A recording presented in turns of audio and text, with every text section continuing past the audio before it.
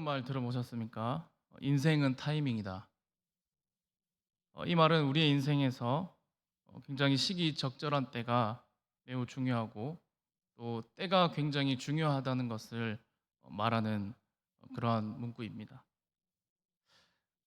전도서 3장에서도 우리가 보게 되면 이렇게 말씀합니다. 범사에 기한이 있고 천하만사 다 때가 있다라고 말씀하시면서 3장 2절부터는 날 때가 있고 죽을 때가 있으며 또 심을 때가 있고 심은 것을 뽑을 때가 있다라고 그렇게 말씀하시면서 11절까지 하나님께서는 그 모든 것을 다 때를 따라 아름답게 하신다라고 그렇게 말씀하고 있습니다. 그러니까 세상의 이 모든 것들이 다 적절한 타이밍에 이루어지는 것은 하나님이 보시기에 아름다운 것이다라고 말씀하는 것입니다. 여러분, 천하만사의 모든 것이 다 이렇게 때가 있는데 우리가 살아가는 이 인류 역사 가운데 가장 중요한 때가 여러분 언제일까요? 바로 예수 그리스도가 이 땅에 오신 때입니다. 여러분, 이 때를 기점으로 이 세계의 역사를 나누게 되는 그런 기준이 되는데 예수님이 오시기 전을 기원전이라고도 하고 또 주전이라고도 그렇게 이야기하는 바로 BC, 우리가 잘 아는 영어 단어죠. 비포 크라이스트의 약자로 BC라는 그런 말을 쓰고 또 기원 후 예수님이 오시고 난 그 이후를 AD라고 그렇게 표기합니다. 이 AD는 라틴어로 아노 도미니라고 주의 해라는 그런 뜻입니다. 그러니까 여러분, 예수님의 그 탄생이 얼마나 중요하면 이 인류 역사를 예수님이 오시기 전과 오시기 후로 그렇게 기준을 잡고 나누느냐라는 것입니다. 천하만사에 다 때가 있고 기한이 있는데 하나님께서 예수님을 이 땅에 보내신 때, 여러분 그때는 아무 때나 보내셨을까요?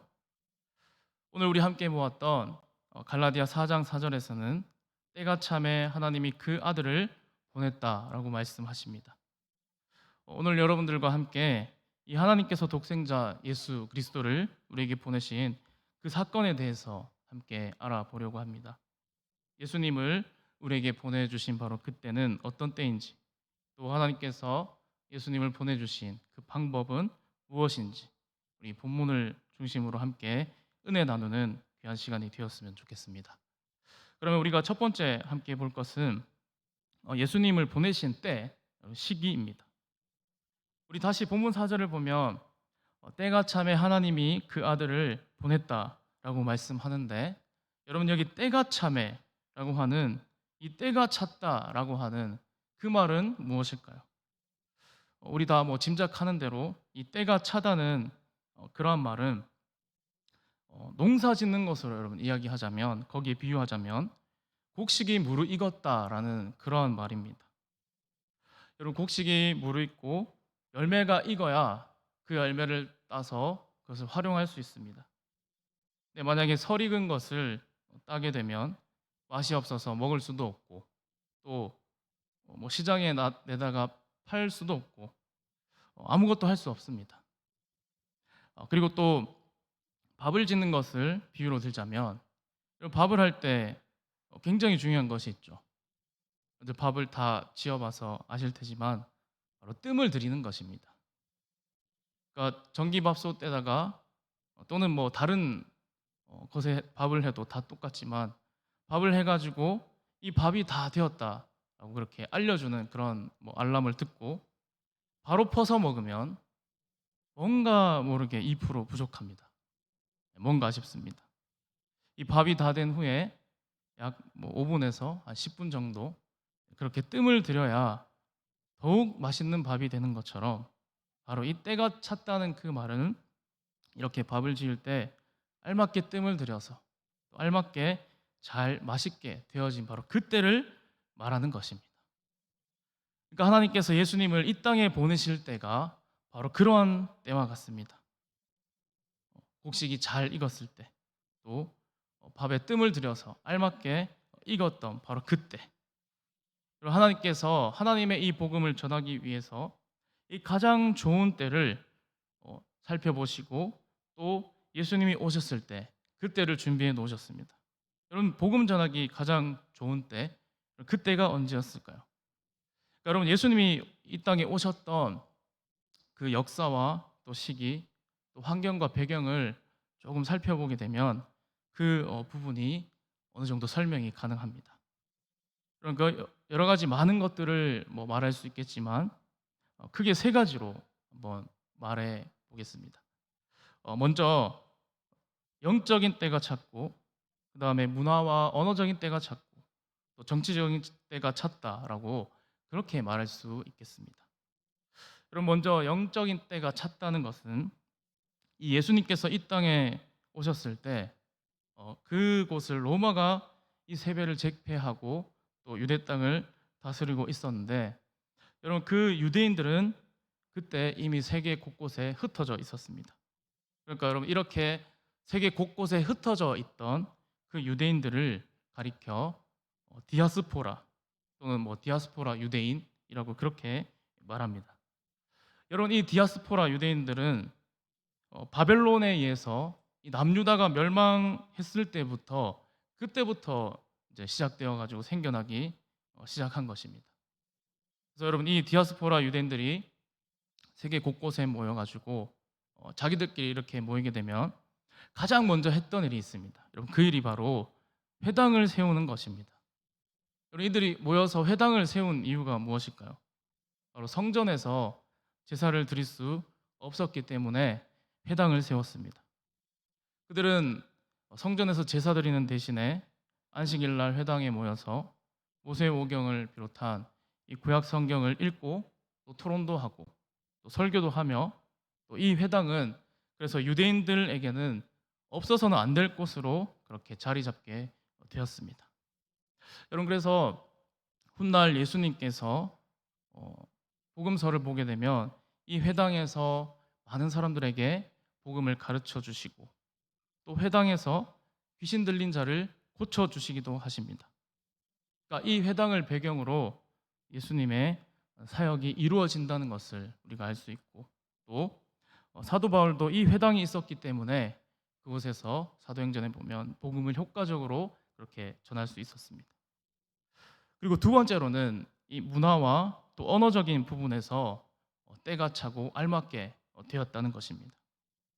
여러분 이 로마가 세계를 다스리기 전에 그 전에 세계를 다스렸던 것이 바로 헬라 제국입니다. 여러분 헬라라는 이 제국은 철학이 매우 발달했었고 또 문화적인 면이 굉장히 탁월했습니다. 그래서 우리가 잘 아는 그 유명한 철학자들 소크라테스나 플라톤 또 아리스토텔레스 같은 그러한 철학자들과 또 그 헬라의 뛰어난 그 문화를 헬레니즘 문화라고 그렇게 말하는데 여러분 한 번쯤은 다 들어보셨을 것입니다. 여러분 이 헬레니즘 문화의 그 특징은 이 동양과 서양을 하나로 융합하고 또 문화적으로 통일을 이룰 수 있는 그런 정말 지금까지도 뛰어난 그런 문화라고 말할 수 있습니다.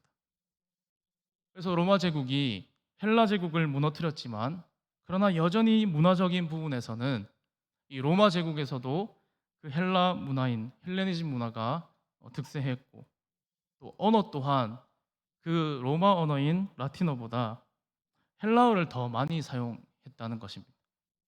특히 이 코인의 헬라어라는 바로 이 헬라어가 굉장히 많이 쓰였는데 여러분 이 코인의 헬라어는 상인들이 무역을 하거나 시장에서도 쓰는 사용하는 그런 가장 많은 사람들이 널리 썼던 그러한 언어였습니다.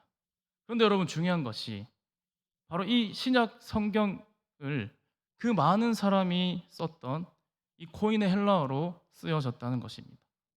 그리고 더 나아가서는 이 구약 성경까지도 70인경이라고 해서 헬라어로 그 구약 성경까지 다 기록하여서 그것을 많은 사람들이 그렇게 읽게 되었습니다. 그리고 세 번째로는 이 정치적인 때가 찼는데 여러분 로마는 우리가 잘 아는 대로 굉장히 엄청나게 넓은 그러한 제국입니다. 지중해를 중심으로 북쪽에는 유럽이고 동쪽에는 아시아고 남쪽에는 아프리카입니다. 그러니까 이 세 대륙을 거의 통일했던 나라가 로마인데, 이 로마는 강력한 그 군사력을 바탕으로 여러 식민지를 그렇게 통치를 했고, 또 식민지에서 반란이 일어나거나 아니면 어떤 문제가 생기게 되면 이 로마의 군대를, 그 기병대를 파견을 했습니다. 그런데 이 로마의 그 군대를 파견하기 위해서 이들은 길을 잘 닦아 놓았다는 것입니다. 여러분, 지금도 우리가 자동차로 어디를 가려고 하면 먼저 길이 나고 고속도로가 생기고 또 도로가 생겨야 그곳으로 빨리 갈 수 있는 것처럼, 이 기병대인 말과 마차가 빨리 달려갈 수 있도록 이 로마인들은 이 돌을 깔아서 평평하게 다지고, 그렇게 해서 넓이가 좀 넓은 그러한 길로 갈 수 있도록 길을 아주 좋게 만들었습니다. 그래서 로마가 그 넓은 제국을 지배하고 다스리기 위해서 이렇게 그 만들어 놓은 도로를 통해, 그것을 통해 바로 주의 복음이 또 전해졌다는 것입니다. 여러분, 이렇게 해서 이러한 여러 가지 측면에서 이 하나님이 준비하셨습니다. 그러니까 오늘 이 갈라디아서 4장 4절에 때가 찼다는 것은 바로 예수님이 이 땅에 오실 때 이렇게 하나님이 영적인 준비, 회당을 준비하시고, 또 헬라 문화와 또 헬라어를 준비해 주시고, 또 로마 제국 곳곳에 길을 닦아 놓아서 바로 그것들을 통해 주의 복음이, 하나님 나라의 그 복음이 전파될 수 있도록 모든 준비를 마치셨습니다. 그리고 하나님께서는 바로 여자에게서 예수님을 나게 하셨습니다. 여러분, 하나님께서 예수님을 이 땅에 보내신 바로 방법은 우리 4절에 여자에게서 나게 하셨고, 그리고 율법 아래 나게 하셨다라는 바로 그 두 가지로 볼 수 있습니다. 먼저 이 여자에게 나게 하셨다라는 그러한 말은 이 말 그대로 예수님이 이 여자의 후손으로 이 땅에 오셨다는 것입니다. 우리가 잘 생각해 보면 이 사람이 태어나는 것은 남자와 여자의 결합으로 아이가 태어납니다. 그러나 여러분, 우리 잘 아는 대로 예수님은 그렇지 않았습니다. 그러니까 여자에서 난다는 것은 바로 예수님이 남자의 후손이 아니라 바로 여자의 후손이라는 것. 바로 이것은 창세기 3장 15절에 하나님이 이미 예언했던 말씀입니다. 창세기 3장 15절 보면 내가 너로 여자와 원수가 되게 하고 내 후손도 여자의 후손과 원수가 되게 하리니 여자의 후손은 내 머리를 상하게 할 것이요 너는 그의 발꿈치를 상하게 할 것이니라 라고 말씀했습니다. 그래서 하나님은 이렇게 이미 창세기에서부터 이 여자의 후손으로 예수님을 보내실 것이고, 또 하나님은 그 여자의 후손 예수님을 통해 이 사단의 머리를 깨 부술 것을 미리 예언하신 것입니다. 그리고 시간이 흘러 이제 때가 참에 때가 되어 동정녀 마리아의 몸에서 성령으로 잉태되어 예수님이 태어나셨는데, 바로 그것을 우리가 매 주일마다 이 사도신경으로 고백하지 않습니까? 전능하사 천지를 만드신 하나님 아버지를 내가 믿사오며 그 외아들 우리 주 예수 그리스도를 믿사오니 이는 성령으로 잉태하사 동정녀 마리아에게 나시고 라고 늘 우리가 고백합니다. 그럼 바로 이것이 우리가 믿는 그 믿음의 굉장히 중요한 핵심적인 고백이라는 것입니다. 많은 사람들은 이 말을 듣고 결혼도 안 한 여자가 어떻게 아이를 낳느냐라고 그렇게 많이 말하지만, 그러나 우리는 남자 없이 여자의 후손으로 이 땅에 오신 예수님을 믿습니다. 여기에는 여러분, 이 여자의 후손으로 오셨다는 바로 이 말에 또 중요한 두 가지 사실이 함께 포함되어 있는데, 하나는 예수님이 우리와 똑같은 그런 인간, 사람이라는 것입니다. 우리와 똑같이 이 여인의 몸에 잉태되었고, 또 그 어머니의 상고와 함께 이 땅에 태어나셨고, 그러니까 예수님께서는 하늘에서 그냥 뚝 떨어지거나 땅에서 솟은 그런 존재가 아니라는 것입니다. 또 하나는 이 남자의 후손은 모두가 그 아담의 죄의 영향력 아래에 있습니다. 그러나 예수님은 이 남자의 후손이 아니라 여자의 후손이기 때문에 그 원죄의 영향력 아래 있지 않다는 것입니다. 즉, 우리 예수님은 죄가 없는 분이라는 것입니다. 우리의 죄를 대신하고 우리의 죄값을 치르시고 우리를 죄에서 구원하실 예수님이 만약 죄가 있다면 여러분, 죄를 대신할 수 있겠습니까? 그렇다고 예수님이 우리와 전혀 다른 존재라면 어떻게 우리의 죄를 대신하겠습니까?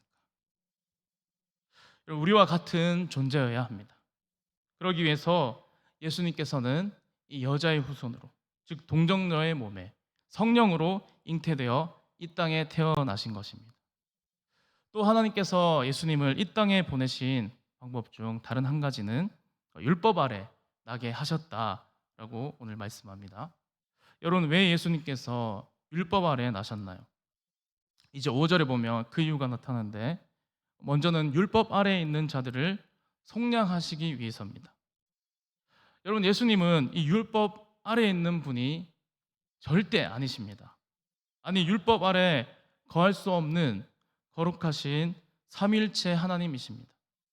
여러분, 하나님과 본체이시고 영광과 권능이 동일하신 분이십니다. 그런데 그분이 굳이 율법 아래 태어나신 이유는 바로 우리가 율법 아래 있는 자들이기 때문에, 우리의 죄를 속량하기 위해서 그분이 바로 율법 아래 친히 나셨다는 것입니다. 여러분, 속량이란 말은 죄의 값을 대신 지불하여 자유롭게 한다는 의미입니다.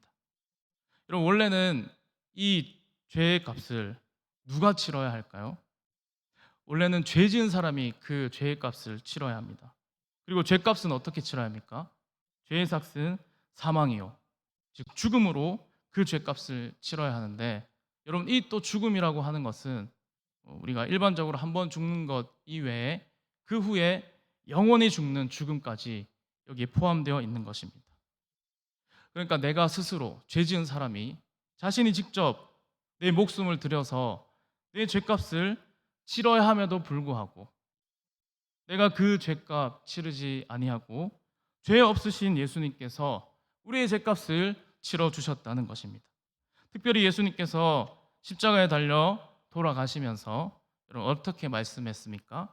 다 이루었다라고 말씀하시는데, 여러분, 그 다 이루었다 하는 그 말이 바로 이 모든 죄의 값을 다 지불했다라는 그런 말입니다. 그래서 예수님이 여러분, 이 땅에 오신 목적은 우리를 속량하시고 우리에게 아들의 명분을 얻도록 우리를 하나님의 자녀 삼아 주시기 위해 오셨습니다. 그리고 특히 6절에서는 아들의 영, 성령을 우리 마음 가운데 보내주시고 하나님을 그래서 아빠, 아버지라 부르게 하시고 우리에게 종이 아니라 자녀로 하나님 나라의 위협을 받을 그러한 자로 하나님께서 우리를 택하여 주셨다는 사실입니다. 여러분, 이 사실이 정말 놀랍지 않습니까? 우리가 이런 예수님을 나의 구주로 믿고 살아간다는 것이 얼마나 놀랍고 기쁘고 감사한 일입니까?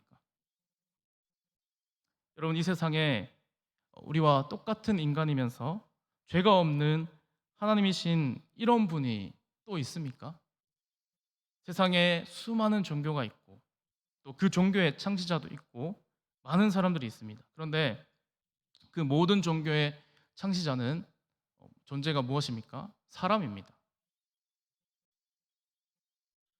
그 사람들이 우리와 조금 더 나은 것이 있을지는 몰라도 우리와 성정이 똑같은 사람이라는 것입니다. 그런데 우리가 믿는 예수님은 누구십니까? 그분은 우리와 똑같은 인간이면서 동시에 죄가 없으신 참 하나님이시라는 것입니다. 여러분, 이것이 정말 놀라운 사실이고 바로 우리가 그 예수님을 믿고 있다는 것, 바로 그 예수님이 나의 구주가 되어준다는 사실이 더 놀라운 것입니다. 여러분, 그 예수님은 오늘도 하나님 보좌 우편에 우리를 위해, 나를 위해 이 시간도 중보하고 계십니다. 우리를 너무나 잘 아시는, 우리와 똑같은 출생의 과정을 거치시고 또 이 땅에서 어린 시절 보내시고 또 고난을 겪으시고 또 배고픔도 아시고 배반의 쓰라린 아픔도 경험하셨던 여러분, 그 예수님이 우리의 구주가 되십니다. 그런데 동시에 그분은 하나님의 능력을 갖고 계십니다. 물로 포도주를 만드시고 죽은 자를 살리시고 파도와 바람을 잔잔케 하신 분이십니다. 바로 그분이 오늘 우리의 구주가 되어 준다는 사실입니다.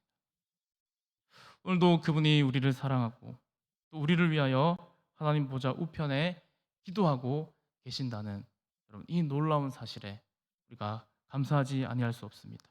이 시간 저와 여러분이 이 말씀을 통하여서 깊은 위로와 또 감사와 기쁨이 넘쳐나기를 소망합니다. 하나님의 가장 시기적절한 때 예수 그리스도를 이 땅에 보내주시고 또 모든 환경이 준비되게 하셔서 우리를 위한 구원을 이루신 그 하나님의 섭리와 그 계획 앞에 우리가 오늘도 묵상하며 감사하며 기쁨으로 나아갈 수 있는 저와 여러분이 되시기를 간절히 소망합니다. 우리 함께 기도하겠습니다.